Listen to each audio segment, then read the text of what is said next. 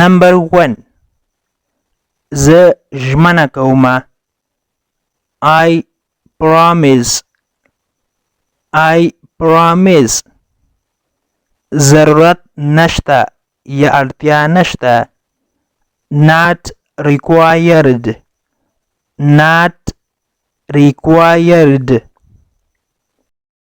دا واخله. Take this. Take this. د بیا لیدو په هیله. See you soon. See you soon. نور څوک. What else? What else? ماته ځواب راکړه. Answer me. Answer me.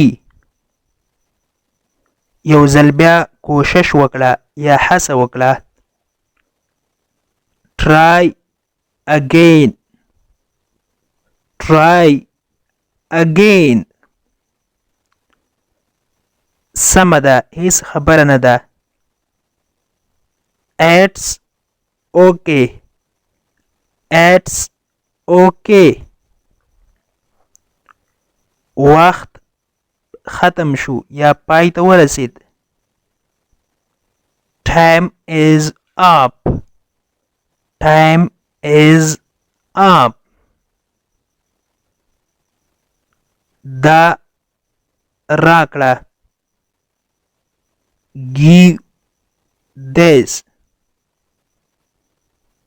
Give this. ډېر ښه. Very good. Very good. زه راځم. I am coming. I am coming. نور هیڅ هم نشته. Nothing else. Nothing else. نور څوک یا بل څوک. Who else? Who else? زه همداسې فکر کوم یا زه همداسې سوچ کوم. I think so. I think so. زه دلته یم. I am here. I am here. هغه هلته دی. He is over there. He is over there. کومه خاصه خبره نشته. Nothing special. Nothing special. چیغې مه وهه.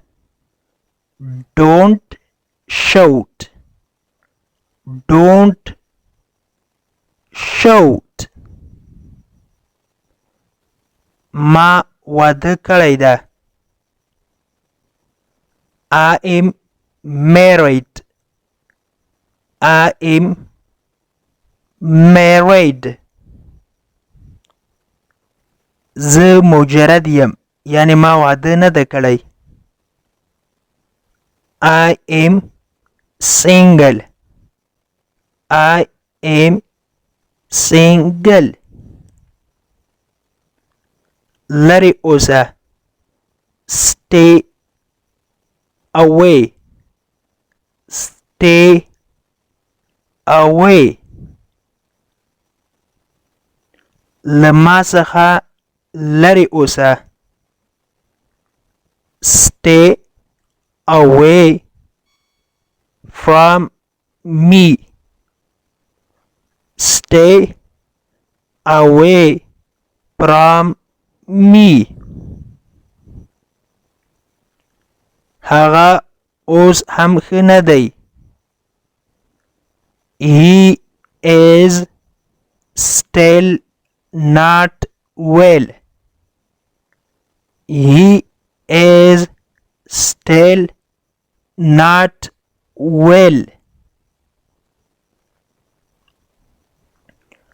د انګلیش پښتو لرنینګ کورس ګرانو زده کوونکو د نن ورځې کلاس تر دې ځای پورې و.